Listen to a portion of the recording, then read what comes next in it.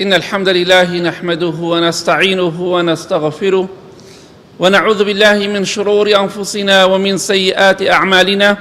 من يهده الله فلا مضل له ومن يضلل فلا هادي له، وأشهد أن لا إله إلا الله وحده لا شريك له، وأشهد أن محمدًا عبده ورسوله.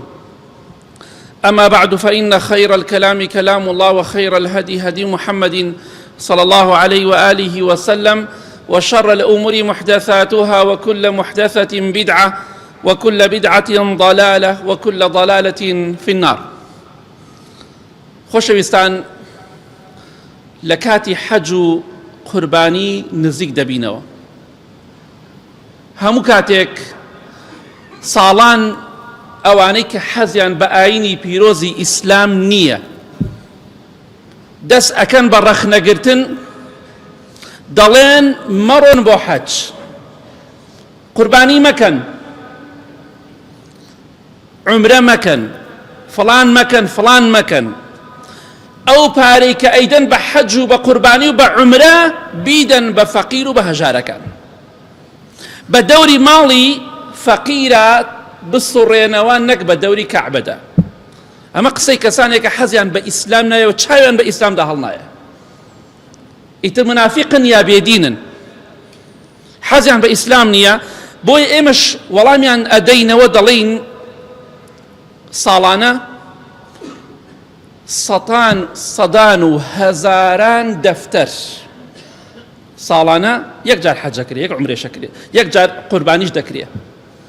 بەڵام ساڵانە سەدان هەزاران دەفتەر سەرف ئەکرێ بۆ خواردەمەنی و بۆ شتکڕین و بۆ مەسروفی سەفرەکردن، سەفرە و سیاحەت، کە خەڵک دەڕاتە دەرەوە بە تایبەتی بەهاران، ئەوانەی کە شوێنیان هەیە هاوینان دەڕۆن، پارەیەکی زۆر سەرفەکرێت. بەو کەسانە دەڵێن کە بە حساب ئێمە دڵسۆزی فەقیر و هەژارەکانی خۆشیانمان دەوێت. بەوانە دەڵێن ئەی بوو بەو کەسانە ناڵێن کە سەفرە و سیاحەت دەکەن، بۆ کەسانی کە دەڕۆن بۆ سەفرە و پارەی چاک سەرفەکەن، بە تایبەتی لە کاتی بۆنەکانە، بۆ پێیان ناڵێن ئەو سەفرە مەکەن، ضرور نییە، بڕۆن پارەکە بدەن بە فەقیر و بە هەژارەکان. بۆ بەوانە ناڵێن. باشە عومرە، حەج، قوربانی ضرورترە یەخود سەفرێکە بچی بۆ بندارێک بڕۆتە لای ئاوێکە و دانیشیت، کامیان ضرورترە؟ بۆ بەوانە ناڵێن پارەکانتان مەڕۆن بۆ سەفرە و سەرفی مەکەن، بیدەن بە فەقیر و بە هەژارەکان. بۆ ئیلا دەئاڵێنە حەج و عومرە قوربانیە، دیارێەوە حەسان بە ئیسلام نییە. باشە بۆ کەسانی کە جگەرە دەخۆن و نێرگەلە دەخۆن و ڤەیپە خۆن، ئەی کێشن، بۆ بەوانە ناڵێن ئەوانە واز لێ بێن و پارەکەی بدەن بە فەقیر و بە هەژارەکان. بۆ ئیلا حەج و عومرە و قوربانی. ئەگەر ئێوە ڕاستەکەن و فەقیر و هەژارتان خۆشەوێ، فەرموو ئەوەش بڵێن، بەڵام ئەوە ناڵێن. خۆتان لە هەموو کەسێ بێ ڕەحمترن بەرامبەر بە فەقیر و بە هەژار. بەداخەوە خی گەورە دەفەرمێ ذلك بأنهم كرهوا ما أنزل الله فأحبط أعمالهم. ڕاستێکە ئەمەیە، ئەوان حەزیان بەوە نییە کە خوا دایبەزاندووە، ئەو پەیامەی خوا دایبەزاندووە حەزیان پێی نییە، بۆیە خوا هەموو کردەوەکانیان بەتاڵ دەکاتەوە. حەزیان بە قوربانی نییە لە ئەسڵدا، حەزیان بە حەج و بە عومرە و بە دین نییە، بەڵام بە شێوەی فەقیر و هەژارەکان لە ڕێگایەکەوە کوردوەتەنی مامڕێوانە بۆی دێن، لە ڕێی فەقیرەوەیانە لە ئیسلام بدەن. بەڵام ئیسلام زۆر لەو گەورەترە کە کەسانێکی ئاوا بتوانن ناشرینی بکەن. قوربانی بۆ فەقیر و بۆ هەژارە، خەڵک لی دەخوات، بەڵام ئێوە چی سوودێکتان بۆ کۆمەلگا هەیە؟ کاتێکە کاتی حەج و عومرە دێت، کاتێک کاتی قوربانی دێت، مولحیدەکان و ئەوانشی کە کلکی ئەوانن، ئەوانشی کە ئەوان پەروەردەیان کردوون، کە حەزیان بە ئایینی پیرۆزی ئیسلام نییە، یەخی مسلمانان دەگرن لە کەناڵەکان، لە تۆڕە کۆمەڵایەتیەکان، دەڵێن مەڕۆن بۆ حەج، واز لە حەج بێنن، واز لە قوربانی بێنن. بەڵام لەگەڵ ئەوەشدا ئێمە پێیان دەڵین، وەڵامێکیان دەدەینەوە، دەڵین ساڵانە دەیان و سەدان و هەزاران دەفتەر سەرف ئەکرێ بۆ ئاهەنگی سەری ساڵ، بۆ جەژنی عید میلات کە خۆیان پێیان عید میلات، کاتێک کە کەسێک لە دایکە بێ عید میلادی بۆ دەکەن، بۆ نەورۆز، بۆ کۆبوونەوەی عەشرەتەکان لە شوێنێکا کەسێک دعوەتێکیان ئەکات دعوەتێکی زەخم، بۆ هەموو شوێنەکان. باشە بۆ بەمانش ناڵێن، ئەمانەی کە باسم کرد بۆ بەمانش ناڵێن ئەو هەموو پارە سەرفەکەن واز لەوانە بێنن مەڕۆ بۆ سەری ساڵ، مەڕۆ بۆ نەورۆز، مەڕۆ بۆ فلان شوێن، عید میلاد مەکە، ئەو وەرەقەی ئەو گەڵایە ئەو 50 200 هەزارە بدەن بە فەقیر و بە هەژارەکان. بۆ بەوانە ناڵێن ئیلا بە عومرە و حەج و قوربانیوە دەیگرن. ئەگەر ئێوە ڕاستەکەن دڵسۆزی فەقیر و هەژارن، چۆن ئینکاری حەج و عومرە دەکەن، قوربانی دەکەن، ئەوە ئینکاری ئەو کەس دەست بەتاڵانش بکەن پارە لەم شتانە سەرفەکەن، ئەوانە دەست بەتاڵن. بۆچی قسە بەمانە ناکەن؟ بۆچی نەسیحەتی ئەمانە ناکەن؟ یعنی من بڕۆم بۆ ئاهەنگیان نەڕۆم، سەری ساڵێکە، نەورۆزێکە، عید میلادێکە، هەر شتێکی ترە، بڕۆم یان نەڕۆم ئاسایی نییە. دەی پارەکەی ئەو هەموو پارە بە سەدان و هەزاران دەفتەر سەرفەکرێت، بەڵام بۆ باسی ئەوانە ناکەن؟ ئەی ئەو کەسانی کە حەستان بەم ئیسلامە پیرۆزە نییە، بۆچی پێیان ناڵێن ئەم شتانە ضەڕوری نوازیان لێبێنن، پارەکەی بدەن بە فەقیر و بە هەژارەکان ئەگەر ئێوە بەڕاستی فەقیر و هەژارتان خۆشەوێت؟ بۆ ئیلا حەج و عومرە بەستەدیا حەج و عومرە و قوربانی، بۆ ئیلا ئەو شتانەی کە ئیسلام دایناوە دژایەتی ئەوانە دەکەن؟ باشە فلان پاشا مرد، فلان کەس مرد، دەڵێ تێچووی دەفنکردنەکەی ئەوەنە 1000 دەفتەرە، تێچووی ئەم مەسەلەیە 500 دەفتەرە، 600 دەفتەرە، 700 دەفتەرە، 50 دەفتەرە، بەس تەنها ڕێوڕەسمی بە خاکسپاردنی فلان کەس. ئەی بۆ بەوانش ناڵێن ئەو مەسەلە واز لێ بێن وەکو خەڵکێکی سادە بینێژن 10-15 هەزاری تێچێ، بۆ بەوانش ناڵێن واز لەم کارە بێنن، ئێوە کارەکەتان غەڵەتە، دژی فەقیر وەستاون. بۆچی ئامۆژگاریەوانە ناکەن؟ بۆ باسی ئەوانش ناکەن، خەینا ئامۆژگاریان ناکەن، بەس بۆ باسی ئەوانش ناکەن، بۆ دژایەتی ئەو کەسانە ناکەن کە هەزاران دەفتەر سەرفەکەن لە ڕێڕەسمێکە، کاتێک دەبینی کەسێک بەڕێ دەکەن، پێشوازی لە کەسێک دەکەن، کەسێک بە خاک دەستپێرن، بە هەزاران دەفتەر سەرفەکرێت. بۆ ئەو مەسەلانە ساڵانە بۆ باسی ئەوانە ناکەن، ئیلا تەنها دەتانێت ئیسلام ناشرینکەن، بەڵام ئیسلام زۆر لەوە گەورەترە کە ئێوە بتوان دژایەتی بکەن. ئێوە بەڕاستی حاقدن، دژی بەم ئیسلامە پیرۆزە وەستاون. کاتی حەج و عومرە دێت، هەموو کاتێک 12 مانگە و بە تایبەتی کاتی حەج لەم مانگە پیرۆزەدا کە دێت چەند ڕۆژێکی تر ئینشاءڵڵا کە مانگی قوربانی و حەجە، ئەوانەی کە بە حساب دڵسۆزی فەقیر و هەژارەکان و هەژاریان خۆشەوێت، لە کاتێکە هەتا ئێستا زۆربەیان مووقیفێکمان لێیان نەبینیوە عەلاقەیەکیان دابێ بەدەست فەقیر و هەژارێکەوە، لە کاتێکە ئەوانمان نەبینیوە پرۆژەی خێریان کردبێ، تەنها دەمە دەم، بەس دەم بە دەمەکەیان دژایەتی دینی خوا دەکەن، بەڵام بە شێوەیەکی فێڵبازانە. ناڵێن حەج مەکەن و باوەڕمان بە حەج و بە قوربانی نییە، دەڵێن پارەکەی بدەن بە فەقیر و بە هەژار، بە دەوری ماڵی فەقیرا بگەڕێن، نەک بە دەوری کەعبەدا. بە شێوەیەک بۆ دێن کە تۆ قەنەعەت پێ بکەن. مسلمانیش هەیە ساویلکەیە دەڵێ وەڵا ڕاستەکەی. چی ڕاستەکەی؟ تۆ نوێژەکەی، نوێژ چۆن بە کەسێک دەڵێ خوا ئەو پەیامەی ناردووە، پێغەمبەری خوا صلی الله علیه وسلم پەیامەکەی ناردووە کردویانە و فەرمانیان بە ئێمە کردووە بیکەن، ئێستا تۆ بە قسەی ملحیدێک دەکەی، بە قسەی منافقێک دەکەی، دەڵێ ئەوان ڕاستەکەن؟ نە، لە جیاتەوەی کە بێڵی ڕاستەکەی بڵێ دەی فەرموو تۆ فەقیر و هەژار خزمەت بکە، بزانم چیت کردە بۆ فەقیر و بە هەژار. بەداخەوە هەر ئەوانن کە حەجەکەن، هەر ئەوانن کە عومرە دەکەن، هەر ئەوانن کە قوربانی دەکەن، یارمەتی خەڵکی فەقیر و هەژارە دەرون، زەکاتەکانیان دەرەکەن و خێر و سەدەقە ئەکەن. جەنابەت چیت کردووە؟ نە زەکات دەرەکەی، نە خێر و سەدەقە دەکەی، نە قوربانی دەکەی، تۆ چی خێرێکت بۆم کۆمەلگایە هەیە؟ حتا قسە بە مسلمانان بکەیت و دژایەتی ئەم ئاینەی خوا بکەیت. خوا ئاینی خۆی سەردەخات.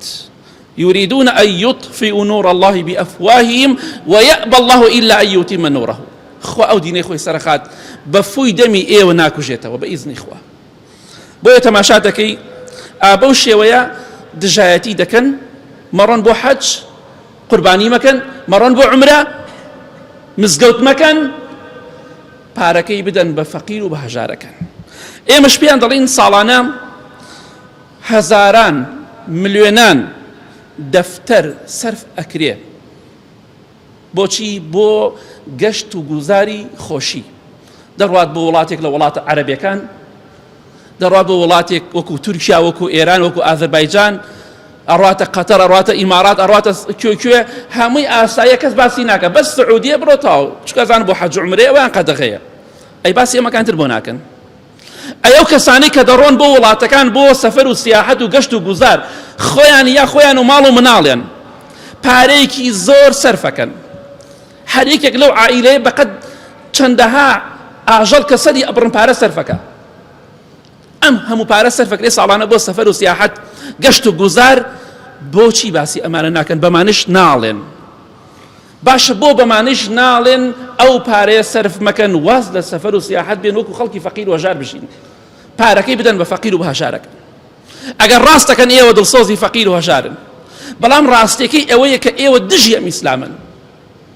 ئەگەر خۆتان هەستی پێ بکەن یا هەستی پێ نەکەن. دەی کاکە ڕۆشتن بۆ ماڵی خوا بۆ عومرەیەک گرانترە یا بڕۆی بۆ وڵاتێک بۆ سەفەر و سیاحەت یەک هەفتەی 10 ڕۆژ نەیتەوە.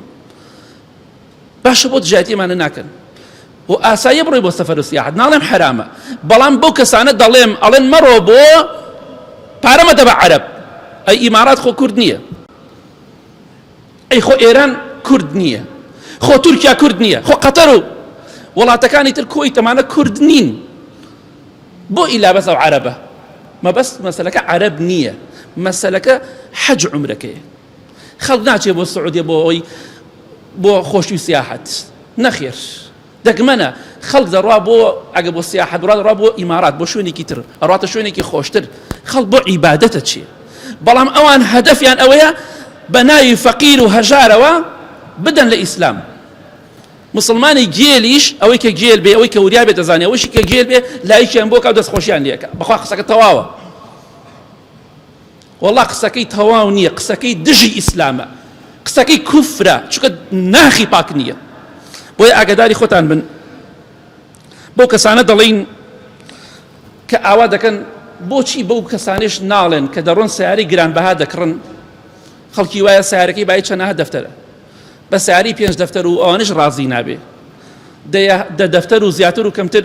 باشە ئێوە ئەگە دڵسۆزی فەقیر و هەژارەکانن، بەوانش بڵێن کاکە سیارەی گرانی زۆر گرانبەها مەکڕن، سیارێ بکڕن ئاسایی بێ، باقیەکەی پارەکەی بدەن بە فەقیر و بە هەژارەکان. گوێتان لێ واسێ مشتانە بکەن قەت ئیلا حەج و عومرە و قوربانی و مزگەوت و ئیسلام تاو. بۆیە بزانە ئەمانە دژی ئیسلامن، خۆیان بزانن یا نەزانن، کەواتە ئاگادار بن. ئێمە پێیان دەڵین ئاگاداری خۆتان بن، بگەڕێنەوە بۆ لای خوا، دڵنیا بە خوای گەورە لە ناو دۆزەخە غەرقتان دەکا و نقمتان دەکا ئەگەر نەگەڕێنەوە بۆ لای خوا. یا ربی خوای لە گوناهەکانمان خۆش بی، لە گوناهی دایک و باوک و مردوەکانمان خۆش بی، یا رب العالمین، آمین.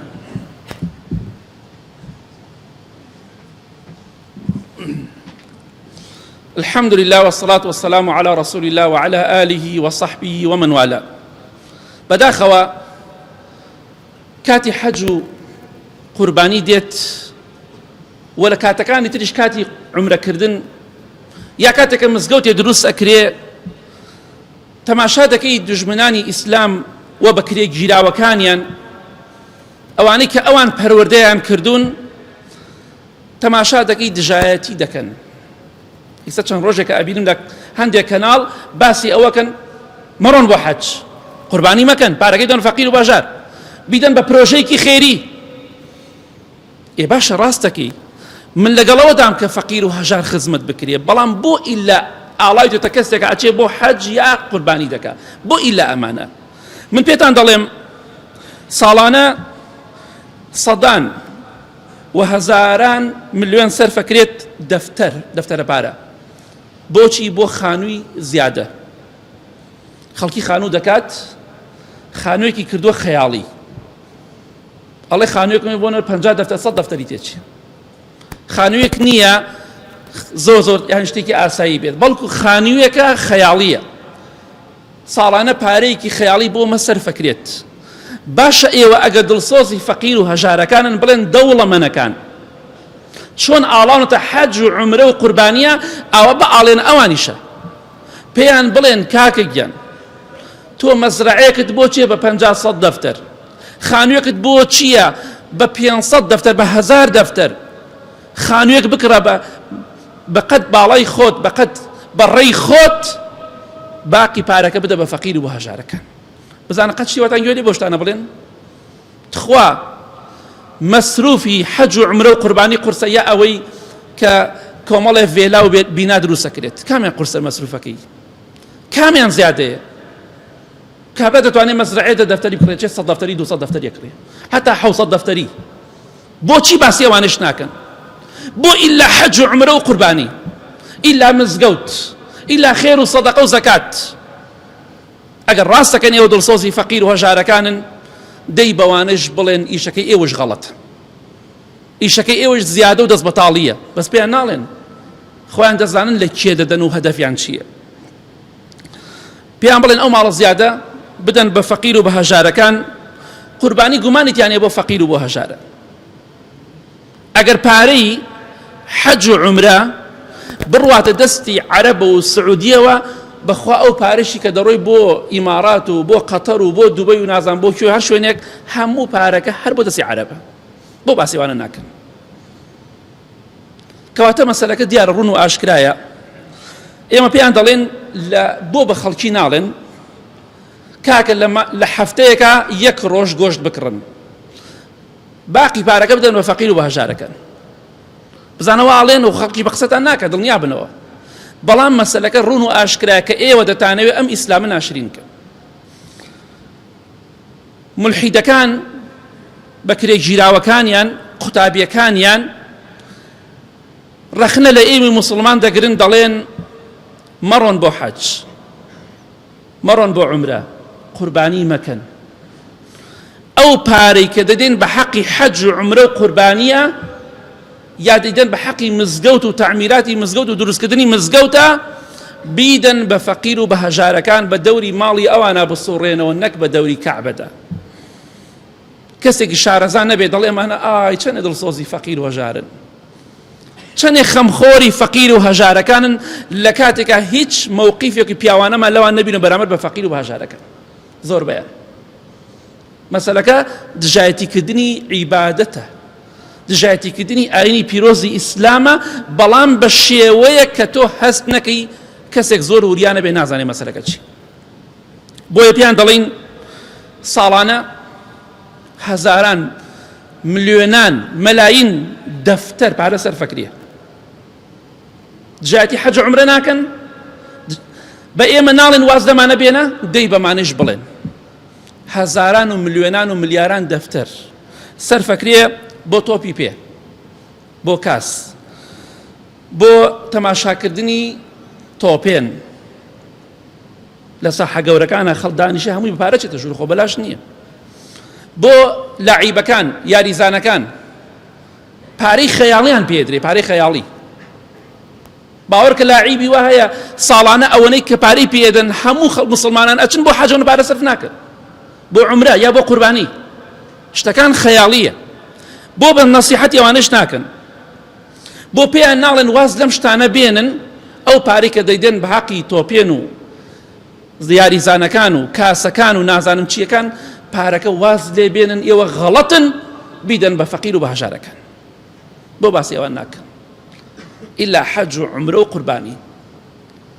بۆیە بیان ناسین ئەوانە هم العەدو فەحذەرهم.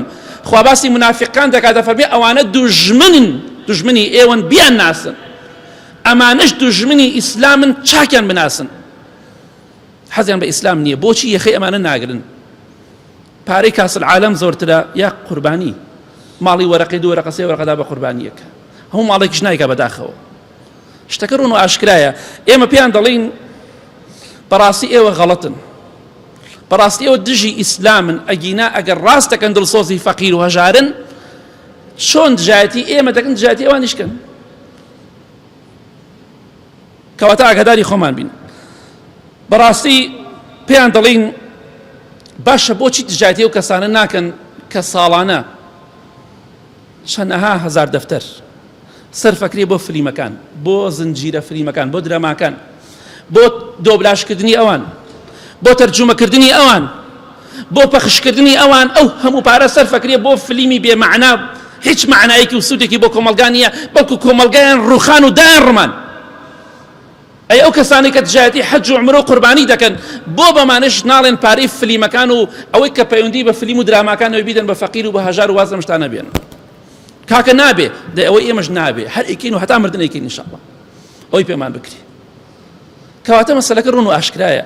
ئەوان دژی ئیسلامن، دەیانوێت ئیسلام بە شێوەیەک ناشرین بکەن بە ناوی فەقیر و بە هەژارەوە. قوربانی بۆ فەقیر و بۆ هەژارە، خەڵکێکی زۆر ئیسفادە ئەکات. خەڵکی وایە توانای نییە چەندەها کیلۆ گۆشتی بۆ ئەڕوا لە کاتی قوربانیە، بەڵام ئێوە چی ئیسفادەیەکتان سوودێکتان بۆ ئەم کۆمەلگایە هەیە؟ ناتوانن سوود بە کۆمەلگایە بگێنن. دژایەتی کەسێکیش دەکەن پارەیەک سەرفەکە بۆ قوربانی دەیدا بە فەقیر و بە هەژار و بە خەڵکی دراوسەکانی. چی زەرەرێکی بە کۆمەلگا گەیاندووە قوربانی؟ چی زەرەرێکی بە ئێمە گەیاندووە؟ لە کۆتاییدا دەڵێم بەداخەوە بێدینەکان و قوتابیەکانیان و کلکەکانیان دژایەتیمان دەکەن کاتی حەج و قوربانی دێت لە کەناڵەکان لە هەموو شوێنەکان دەڵێن کاکە واز لە حەج بێن، مەڕۆن بۆ حەج، قوربانی مەکەن، عومرە مەکەن، خزمەتی مزگەوت مەکەن. ئەو پارەی کە سەرفی ئەکەن لە حەج و عومرە و قوربانیە لە مزگەوتە بیدەن بە فەقیر و بە هەژارەکە. ئێمە پێیان دەڵێن ساڵانە سەدان و هەزاران دەفتەر پارە سەرفەکرێ بۆ میکیاج، ئافرەت میکیاجەکە، بۆ ساڵۆنەکان، بۆ فیلەر و بۆ تۆکس و نازانم بۆچی، بۆ تەجمیرکردن و جوانکاری سک، جوانکاری لوت، جوانکاری لێو، نازانم دەموچاو کوێ ئەم هەموو پارە سەرفەکرێت خەیاڵی بە تایبەتی ئافرەتان. ژنەکەی خۆی چەنەها گەڵای لە خۆی داوە، ئەمجا تۆزێ هاتۆتە تایم لەو لاشۆ قسەکە مەڕۆن بۆ حەج و عومرە. ئەی باشە پارەی ژنەکەی خۆت بۆ نادێ بە فەقیر و بە هەژار؟ ئەگەر ڕاست دەکەی پارەی ئەو کچەی کە سەرفی کرد کچەکەی خۆت بۆ ئەو پارەیە نادێ بە فەقیر و بە هەژار داتە لە دەموچاوی خێزانەکەت، ئەگەر تۆ دڵسۆز و خەمخۆری فەقیر و هەژارەکانی. بۆی ئەوانە دژایەتی ئیسلام دەکەن، ئەوانە هیچ کاتێک بەڕاستی خەمخۆری فەقیر و هەژار نەبوونە. چۆن بە ئێمە دەڵێن مەڕۆن بۆ حەج و بۆ عومرە، مەڕۆن قوربانی مەکەن، بەوانش بڵێن واز لەم کارانە بێنن. ئەمانە هەمووی زیادەیە. دەی کاکە خۆ پیاوی داماوکووە، پیاو میکیاج ناکە، بۆ تۆکس ناکە، فیلەر ناکە، ئێ کاکە پیاو ناچێ بۆ ساڵۆن، باسی پیاوەکەم پیاوەی کە پیاو بێ. ئێدە کاکە ئێوە ژۆک ئێمە تۆزێ بژینرام قبوڵێکن؟ نە، خۆ من ناڵێم مەیکەن، هیچ شتێک مەکەن، ئەوەی کە زەرور بوو شەرعی بوو دروستە، بەڵام بۆچی باسی ئەمانە ناکەن؟ بەس ئاڵانەتە ئیسلام و حەج و عومرە. ئێوە دژی ئیسلامن، خۆتان بزانن یا نەزانن. بۆیە بەوانیش بڵێن کە پارەی ساڵۆن بووکێک دەڕازێنەوە چەندەها گەڵای تێچێ، بەوانش بڵێن پارەکە بدەن بە فەقیر و بە هەژار و واز لەمە بێنن، جلێ کوردی بکەنە بەری و تەواو. بۆ بەوانش ناڵێن. بۆیە لە کۆتاییدا دەڵێم بەڕاستی ئەمانە دژی ئیسلامن. هەر کەسێک ئەم قسانەی کرد ئەوە بزانە حەزی بەم ئیسلامە نییە، یاخود خەڵەتێنراوە لە لایەنی کەسانێک کە شوبهەیان بۆ دروست کردووە، بەڵام ئەم خاڵانەی کە باسم کرد لەوانەیە هەندێک کەس هەستی پێ نەکا و عەقڵی پیان نەشکێ. بۆچی ئەم هەموو کارە دەکرێت، ئەم هەموو پارە سەرفەکرێ؟ بۆچی باسی ئەوانە ناکرێت؟ تەنها باسی حەج و عومرە و قوربانی دەکرێت، باسی مزگەوت دەکرێت. ڕوون و ئاشکرایە دەیانەوێت ئەو ئیسلامە لە بەرچاوی خەڵک ناشرین بکەن. حەج پەنا بەخوا سوک بکەن، عومرە سوک بکەن، قوربانی سوک بکەن، بەڵام لە ڕاستیە خۆیان سوک دەبن نەک عیبادەتەکانی خوا. اللهم اغفر للمؤمنين والمؤمنات والمسلمين والمسلمات الأحياء منهم والأموات من أهل السنة والجمعة والجماعات. يا ربي خوايا الشفاء نخوش كان من بدي بتايبتي أواني داوي دعاء خير عن كتو. يا ربي خوايا هي مني وآرامي والله تمان بباريزي خوایە گیان ئەوانەی نەخۆشن لە نەخۆشخانەکان لە ماڵەوە خوایە شیفایان بۆ بنێری، خوایە گیان ئەوانەی خەمبارن خەمیان لەسەر لابەری، ئەوانەی قەرزارن قەرزاریان بۆ دەبرکەی، ئەوانەی ناڕەحەتی و ناخۆشی لە دڵیانایە خوایە دڵخۆشیان کەی، خوایە گیان هێمنی و ئارامی وڵاتمان بپارێزی، خوایە گیان وامان لێ بکەی لەسەر ئەم ئیسلاممان ژێنی بمامرێنی، خوایە گیان وامان لێ بکەی هەتا مردن دژایەتی ئەو کەسانە بکەین، باوەڕ بەو کەسانە نەکەین کە دژی تۆن. آمين آمين آمين وصلى الله على محمد وآله وصحبه أجمعين.